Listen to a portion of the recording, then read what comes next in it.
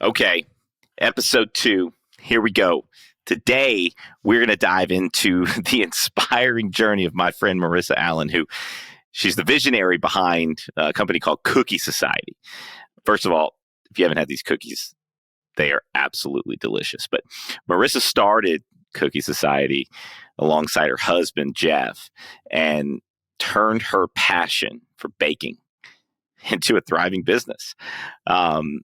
It started as a hobby, but very quickly pivoted into a sensation among friends and family and, Jeff's NFL teammates who just couldn't get enough.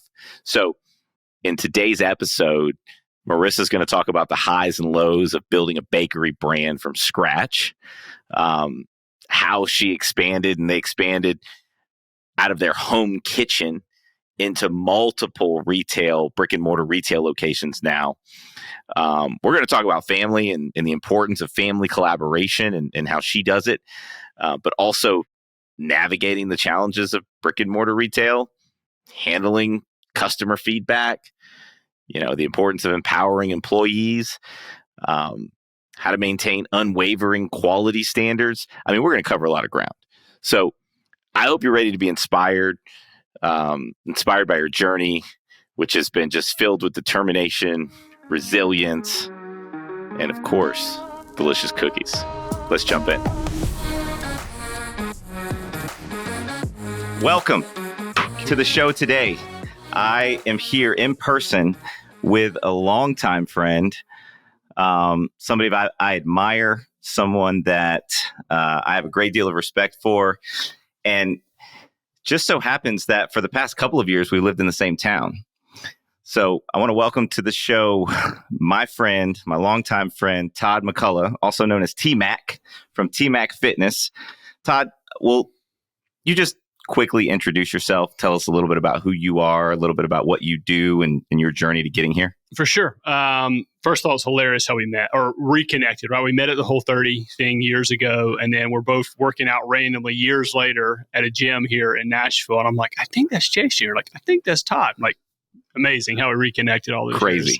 Years. You didn't have enough weight on the squat rack, by the way. You could have used a little bit more weight. I'm kidding, as all I do is yoga these days. So from North Florida, small little country town, about, 45 miles west of Jacksonville, kind of where those places where, college football on Saturday, Jesus on Sunday type place. And, it's funny looking back, like you are kind of the product often of your environment. And my dad had 2 jobs when I was a kid. One, he owned the local gym and then he ended up being a cop.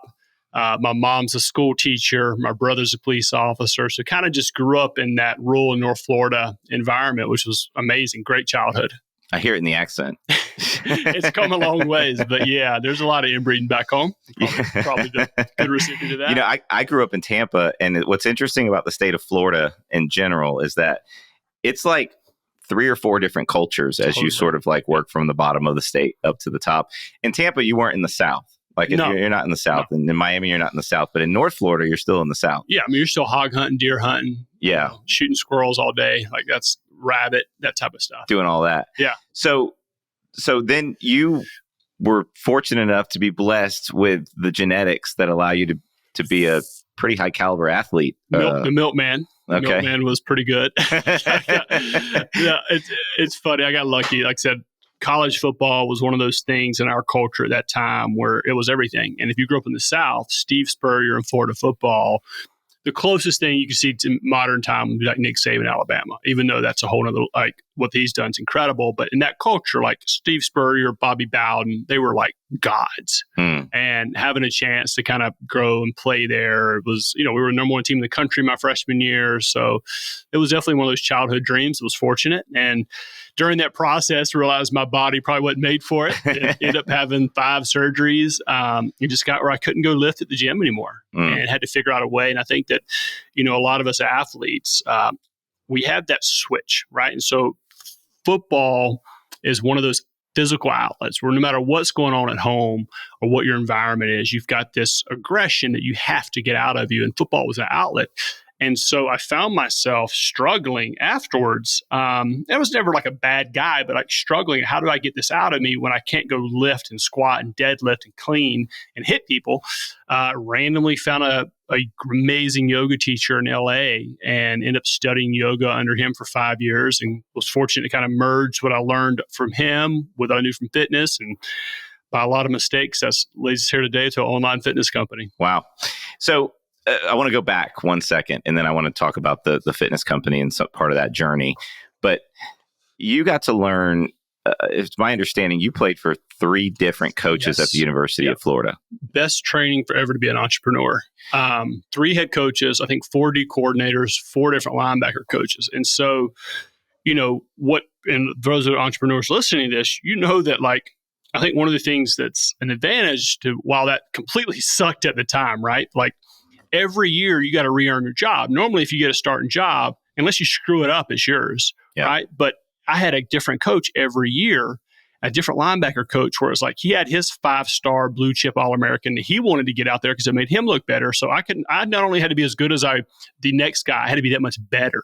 And I think from an entrepreneur, right, is like, we may have a bad quarter. You may have a bad 2 or 3 quarters, but like, you don't sit around and wait. Like, you get back to work the next day. Like, all right, like, you watch film, screwed that up, learn from that, move forward. You don't lose sleep over it. Whereas I think a lot of times the conversations I've had for people that haven't had a lot of adversity early in life was like, they have a bad couple quarters, a bad year or two, and it's just like they throw in the towel. And it's just like, I just kind of grew up with that.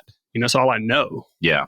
That's, man, my next question was, how does that prepare you to be an entrepreneur? And I think you just answered it, which I didn't really think about that. The adversity that comes with sports and your ability to adapt to. Well, throw in 5 surgeries, right? So not only do you have a new coach every off season, now you got to go see the orthopedic surgeon, get cut on. And so you're missing most of spring ball and training, right? So you got not only overcome from that. So it's just one of those things where it's just like you're up and down, and you learn to navigate that chaos, so to speak. Yeah. And because I don't know that there's anything else that could better prepare you for it, because I didn't play sports, not at your level. I mean, I played a little bit of t-ball and maybe some high school. But you were a hustler as a kid. Yeah, like you had to overcome adversity with the way you were raised. And I think that, I have a business degree from the University of Florida. And at the time, it may still be one of the top public business degrees. I use this much of it. What I learned is from the football field. Wow. Time management, how to overcome adversity, work with people that look, act, and believe differently than you. Like, these are all things that at the time was preparing me to be an entrepreneur that I didn't realize. Yeah, totally. Look, that those are critical. I want to make sure that we capture those. So, time management, you learn on the football field. Yep. Overcoming adversity, how to work with people who don't look, act, think like you do, think differently than you. Like, you think about the stuff that you learn in business school, and not to take away from anything that you learn in business school. There's a lot of theory and interesting things that come out of business school. But if you can't do those 3 things, no, you're not going to make it. You can study supply and demand all you want, but until you get out there and start handing out flyers and having to hustle, they don't teach that. So when did you start TMAC Fitness? So I actually I was in finance as a stockbroker at Merrill Lynch, financial advisor, whatever you want to call it, for a little while, and then went out to LA with Merrill Lynch, and that was 2008, and that's when the economy collapsed, right? Oh, yeah. So all of us young brokers got laid off, and just kind of one of those random timings where it was like, if I just got to LA, like if I'd have been there for probably a year or two to have my experience, I probably just would have went with another firm back in finance, or if I'd have got married and had a kid, like I would have stayed in finance. I would have probably taken the risk. That's why I don't know how you handle the stress of a family and kids too. And so when I got laid off, like I said, I could go back to another firm in Florida. I was like, I just got to LA. This is new and exciting, and got to figure out how to pay the rent. And took all my suits to Goodwill, and a lady that cut my hair in Beverly Hills, I started training her for $50. Huh. Wow. In Beverly Hills. So her husband created that TV show Hard Knocks. Okay. And it was hilarious. Such a sweet couple. A Jewish couple. And I ended up going to having Shabbat dinner. So cultural from North Florida, and all of a sudden going to Friday night Shabbat dinner was a shit show. I was trying to explain to my family, it's like, Sundays, like church after Sundays. Same thing on Friday with the Jewish culture. So yeah, I mean, it was like I was broke as shit. I can remember you could go to Trader Joe's and get some white rice or brown rice and some ahi tuna steaks and eat dinner for about $2 for about 19 cents. Wow. And while I was not making near the money I was in finance, I started to feel alive again. And that was the first time I'd felt alive since football. And I hadn't really thought about being an entrepreneur during that time period, because one of the disservices that college athletes have is all you know is that sport. And that's all you really have time for, to be honest, if you're going to excel at that level when you're competing for championships. But that transition period of like, what are you good at afterwards? You know, you really don't have much experience, to be honest. So you didn't grow up thinking I'm going to be an entrepreneur someday? No, I thought I would be in North Florida, you know, with about 8 kids by now. I had no intentions of like, I was never that small town guy that was like, I got to move to a big city and have these experiences. I mean, honestly, it was one of those things where it was like some more adversity in my personal life. Like a girl I dated for like 5 years, thought we'd probably get married, ended up having a bad breakup, and looked around and was like, I've really only been in North Florida my whole life. Like, how can I have another experience? And that was it. And nothing like going to the West Coast and being out in LA and you know, in Southern California. A lot different in North Florida, for sure. It's not like you moved to Nashville or Atlanta even as like the next tier. No, it was always hilarious during the, you know, presidential races too, correct? Because it was like my hometown was 99.9%, you know, Republican, and then everything in LA was like 99.9% Democrat. So just to hear the conversations was hilarious. How do you navigate that, right? As someone you were in, so this is a really interesting thing, because if someone meets you on the street and they hear your accent and they understand sort of who you are, you know, where you came from on a cultural level, how do you navigate that when you go to a place like that's completely different than, like, do you go there and try to learn more about why they believe what they believe? Do you go in, or do you go and try to teach them why you believe what you believe? Or how do you integrate yourself in such a different... Well, I think you do a good job of this, right? Like, you obviously have a interracial family, like these things, like, I think a lot of these things happen that wasn't aware of, right? So a couple things. One, I grew up in the hood, so to speak, in North Florida. So like, I lived on, quote unquote, the wrong side of the railroad tracks, where like all my white friends couldn't stay the night with me because of people getting, you know, bad things happening. And so all of my friends so like on the weekends, I played around and played football in the streets with all my black friends. And then on other times I was hanging out with all my white cousins that were country as hell. And so I think even as a child, I started to see good people and I started to see shitty people. Right. And then I think that I came to know one of the biggest things. And as you can tell, I'm not some over Bible Belt and beaten person, but like I came to know Jesus Christ at 12. And I really fell in love with the Gospels and how to treat people that are different than you, treat people that don't treat you well. And so I think that, and then I got a chance to go play football at this private school where I went from this country bumpkin kid to now I'm going to school with like the Bush family. You know, and people from all around the country all around the world would send their kids to this private school. And so I had to board there because I didn't have a way to school my freshman year. So I'm having dinner with kids from Russia, Germany, South America. And it's like, you start to see there's good folks everywhere and there's some shitty folks everywhere. So I think that for me, whether I wasn't thinking at the time, kind of prepared me for that jump to LA. Yeah, I didn't see it until later in life for myself, where, you know, I grew up in the Section 8 apartment. I got special assignment to go to the school in the most affluent part of town. And so my friends at school lived a very different life than the friends that I, you know, lived near. And, you know, very different conversations, even, you know, for playing sandlot football by my house versus, you know, hanging out with my buddies in South Tampa. You know, it was a very different. And so at the time, to give you a fun story of this. So like I would go, like the kids growing up in the one area of like that prep school were like playing flag football. And we grew up in my neighborhood playing black versus white football. And you know, a knife get pulled on you. Your mom comes out in her nightgown with a broom, like, and we're all going to school together, right? Crazy. And so it's just different environments. You know, it's funny. I think that there's that's not a narrative that people talk about openly very much. Like it's not one that you hear people talking about.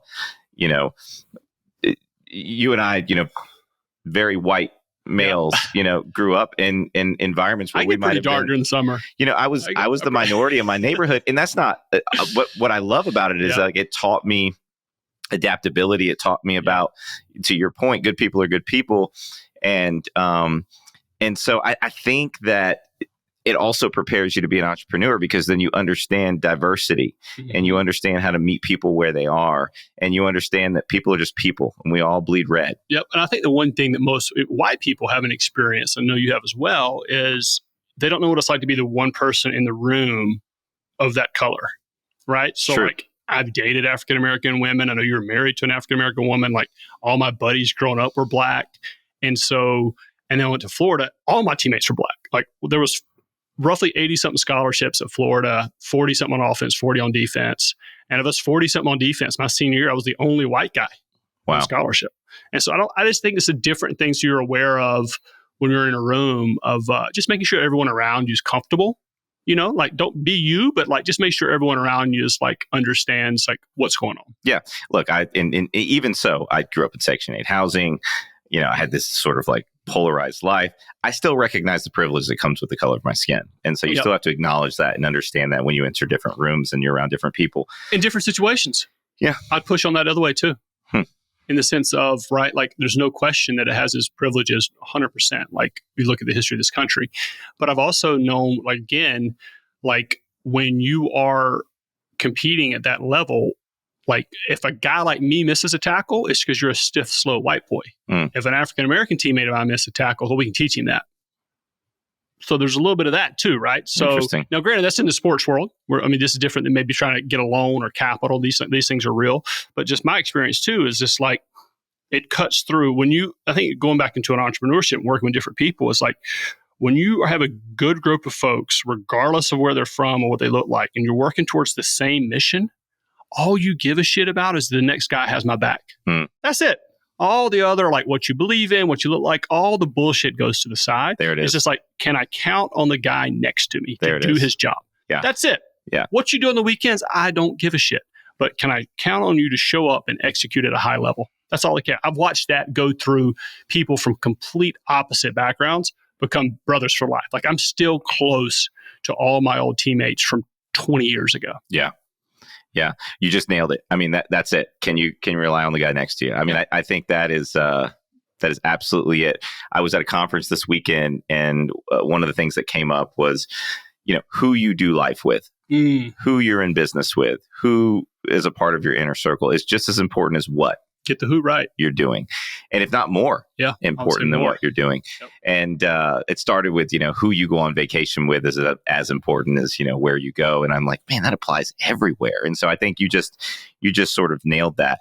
Let me ask you this. So you to pivot, you start your business, you start training this first person for $50. And then you're sort of off to the races and you start to create this business. When did you first know you had a business? I would say about 2 to 3 years in, right? So I took the Merrill Lynch private high net worth model and started, I learned again from North Florida. And I realized when I was a financial advisor at Merrill Lynch, I worked just as hard as a $100,000 account as I did $1 million account. And one paid me, one didn't. And then I took that model to wealthy families in LA. And then once I, you know, started making around like 6 figures in private training, I was like, okay, like I'll forget more about the stock market than I'll ever know as a trainer because I grew up in that world, in the gym, racking the weights, that type of stuff. And I think that's when I knew I had a business. Now and then it was a big pivot in growth, I would say, that was just as hard going from the one-on-one to the digital side because I'm not a tech guy and I've made a bad choice. One of the things I had to do over again was I would have found a better CTO for sure. I would have found like a better partner, CMO. I would have done a better job of building a team. Yeah. Whereas I've kind of like figured this out on my own, so to speak. Yeah, but don't you have to be scrappy in the beginning? I mean, you have to be. But I'm saying, like in an ideal world, like one, I had a great CMO to start with, right? We partnered up. She ran digital Nike, very talented. But one of the lessons I learned was they can't just have the right skill set. You have to be on the same mission and alignment and values. And we saw the company differently. Not that one was right, one was wrong. It was just like, not only do you need a good teammate, but you need to make sure you share the same values and are working towards the same goal. And so that's one of the things, looking back, I could have done a better job of. Yeah. Yeah. So today, if we fast forward to today, how long has the business been up and running? Probably 12 years now. 12 years. Yeah. Congratulations. We're still here. Yeah. So the lights are still on. You know, listen, I think, I don't know the statistics. It's somewhere around 75% of all small businesses fail in the first few years. So If you can get past the first 5, there's hope. So congratulations on that. What do you, as you think about the future and as you think about how you are currently influencing fitness in people's lives, I guess, what about that? One, what about that fires you up? Like what like ignites you and gets you going about that one? And then 2, how do you see this next phase of TMAC Fitness? How does that look, and how do you feel like it takes it to another level of impacting people's lives? Yeah, so I would say that the part that excites me and why I still do what I do over all these years is, the hat says like, get your mind right every day. So like all of our workouts end with a meditation and prayer, which was inspired by Psalms 46:10, be still and know that I am God.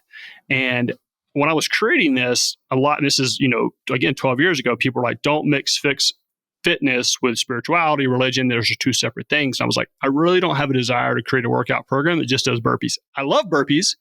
I believe in kicking your ass and working hard, but there's also way more to the conversation of wellness than just physical workouts. And so people thought I was crazy doing that. Now, that's what excites me, right? Because every day, like, you get a chance to start your day with a positive mindset or a negative. Right. And so our role at TMAC Fitness is to help you be in a positive mindset. Now, we use fitness, we use yoga, we use HIIT training, we use kettlebell workouts, we have beginners, advanced, but they all give you a moment at the end to come back to your breath. And we tell people to take a moment to honor your spiritual practice. This isn't like, you don't need to have my faith, I don't need to have yours, but take a moment for that to get your mind right each day. So that's what excites me on the work we do. And I think no matter 10 years from now, we're still going to be doing some capacity of helping people move their body and connect to the spiritual practice. The new side, and I'm also excited about, but we're also kind of opening in the gray, and I'm kind of starting over again, which is, is like fun and exciting, and you're tripping and falling again, is that we've now kind of entered more of the B2B space. And so we were able to land the city of Jacksonville's police and firefighters, which is about 5,500 employees. And I'm just stoked about that. Every day, my brother's a cop. He went through a horrible divorce a couple years ago, really bad, kids involved. I watched how stressed out he was. And then, he goes to work and then someone spits in his face and says, F off cop. How do you not take that with you to work? Yeah. And I think that the privilege that we have and the opportunity we have is to help these police officers and firefighters and staff be in a positive mindset. And we call it lengthen the gap between stimulus and response. So if, Jason, you're just like, Todd, you actually sucked it up on this podcast today, this is why. As opposed to being like, no, I didn't. All right, what is he, this man cares about his business. I know him. How can I have done a better job? What can I learn from this? And take that moment and pause. And that applies to your family life. Yeah. The wife saying something about the dishes is never about the dishes, right? So that's the part of lengthening that gap between stimulus and response that when it comes to athletes, when it comes to police officers, I'm really excited about the work we can do in that space. I heard somebody say that you can't have a healthy body and be really screwed up in the head, or you can't have a healthy mind and then also, be really screwed up physically. Yeah. And it not, I don't want to get into a debate over this, but do you think it's true that it just all works together? Healthy body sort of starts to equate to healthy mind and vice versa. And it sort of holistically all works together. I don't know anyone that works on themselves physically who doesn't have some sort of something where they need to continue to work on their mind. So mind right to me is the perfect intersection of health, mental and physical. They go together, in my opinion. Well, if you work out, I can tell you right now, if you work out first thing in the morning and you meditate, you're more likely to eat a healthier breakfast. Right? You've already knocked down a couple of dominoes to start your day, right? So that ties into the nutrition piece, right? Whereas if you don't work out first thing, you're not as invested in what you eat that day, right? And so I think that, we try to solve that problem.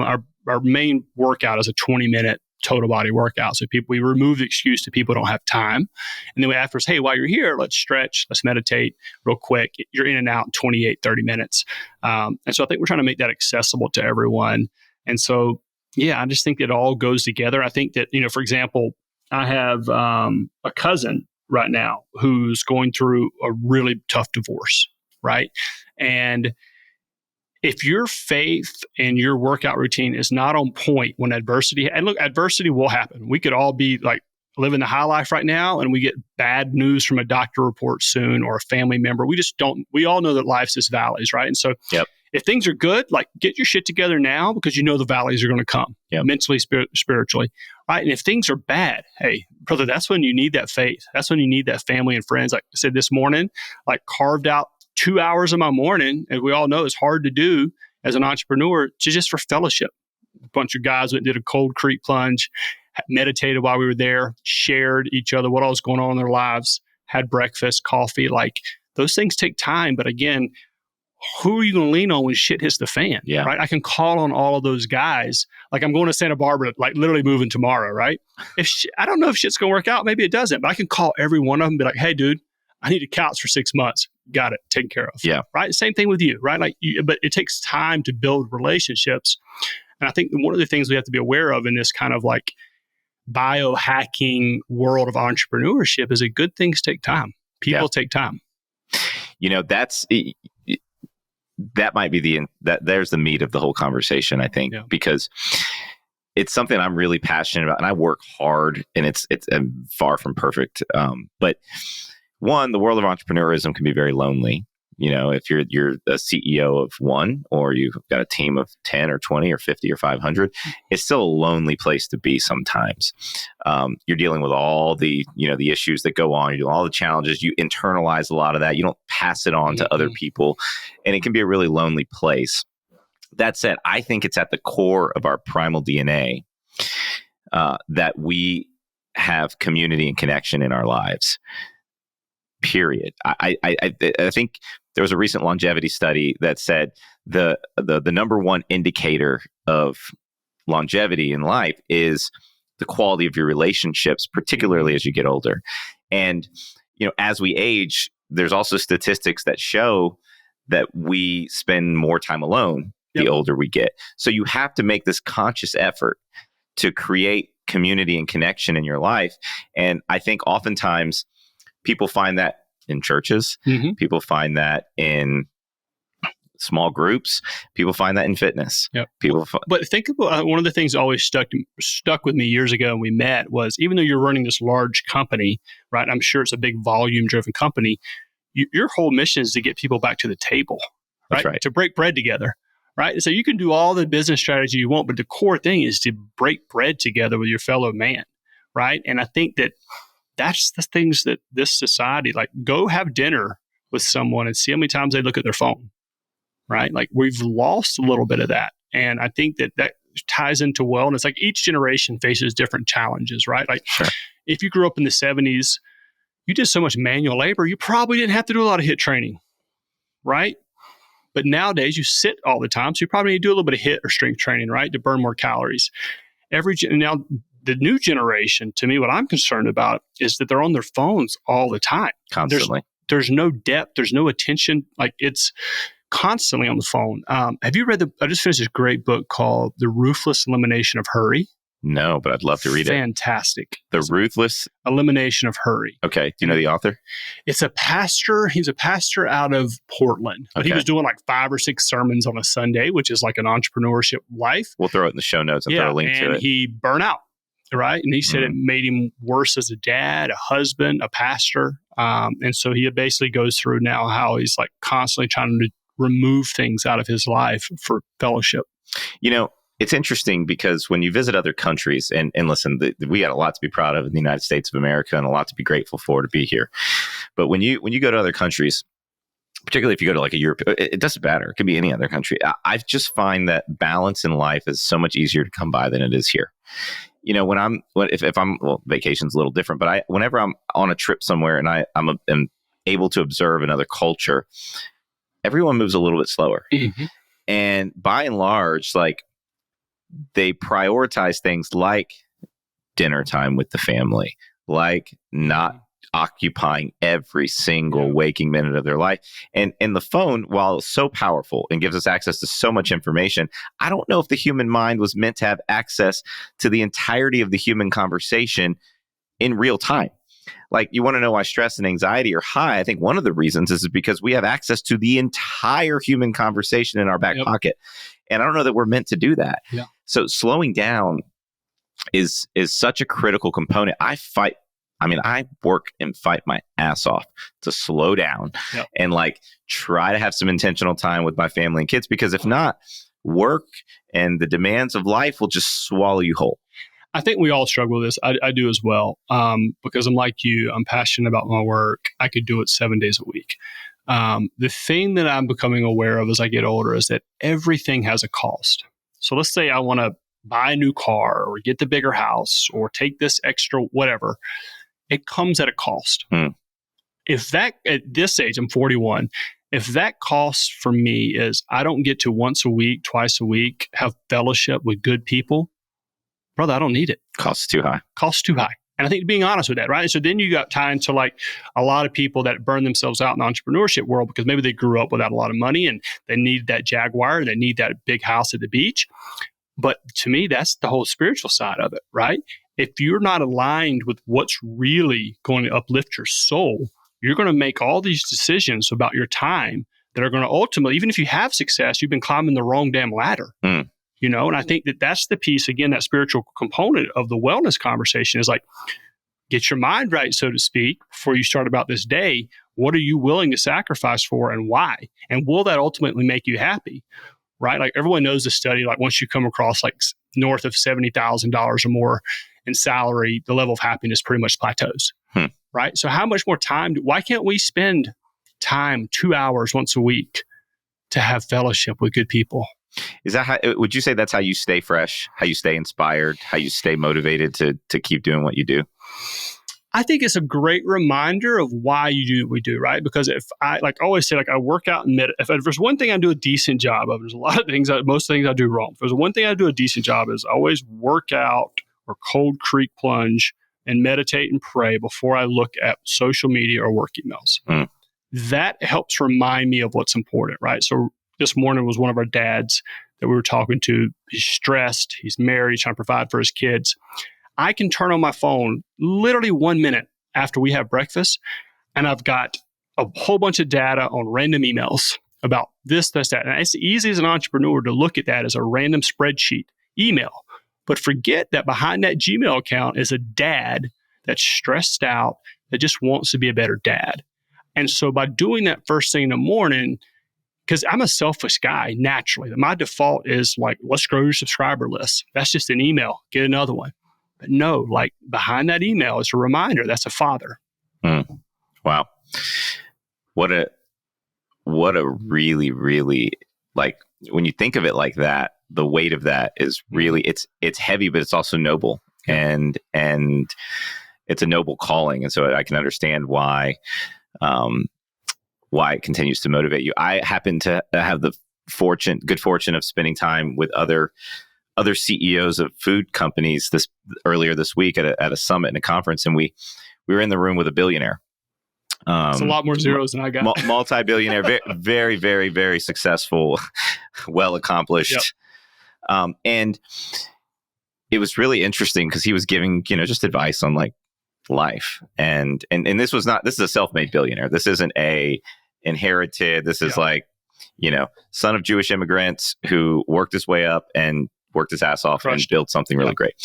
And he said, man, if you aren't passionate about what you're doing, you're never going to get there. Like you're never going to experience success. And so I think that like the one thing that I hope we get across in these kinds of conversations is that there's a lot of passion in what we do.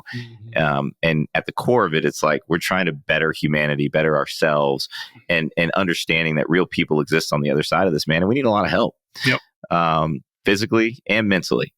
So I just appreciate that. I just appreciate the conversation. There's one thing I want to ask you before we jump, because you are in the fitness industry, and there are people that are busy dads like me who don't always have a chance to, spend an hour and a half in the gym or, spend 2 hours doing this, that, or the other. Someone like me only has 15 or 20 minutes a day, or if that's all I can find to carve out in this moment. Is there one thing you would do? Like if hey, I need to hit a total body workout, what are the 3 movements that are just like non-negotiable, or what does that look like? So years ago, when I actually, after playing football at Florida, I played football in Europe. And what I learned over there was those people hardly worked out, but they were all lean, right? And you could nail the food conversation about that. But what I noticed the movement side was they walked a lot. And so what we came with our program is, it's typically busy mom and dads who don't have time for the gym. We give them a daily 20-minute workout, beginner or advanced, total body workout, right? Gets the heart rate up. Like we talked about, finishes the meditation and prayer. And then there's a concept that we teach them when we onboard them called the 320 concept that I came up with. You basically, throughout your day, you have 20-minute windows. When you first wake up, lunch, and dinner, right? So we have them, hey, knock out your TMAC 20 workout first thing in the morning, get your day started, get your mind right. At lunch, you take 30 minutes with a friend, a work colleague, go for a walk, get in some movement then. And then when you get home, before or after dinner, take your dog for a walk with your spouse for another 20 minutes. And so what I found is that if you can do those three things, it's really hard, like you said, for someone to carve out an hour and a half in their day, but they have little 20-minute windows, right? And so it's about taking advantage of those. And what I found is that if you do that with a good whole food diet, you're actually going to be burning calories all day, as opposed to just doing a workout and sitting the rest of the day. Yeah. So it keeps you burning calories throughout the day, and we call it the 320 concept. Love it. The 320 concept. And that seems really doable. Totally. When you break it down like that, it seems really, really doable. Todd, I'm going to miss you, man. I'm going to miss you too. I got a little spot for you in Santa Barbara. Yeah, I appreciate you. Likewise, brother. We'll come see you soon. All right. Thanks, man.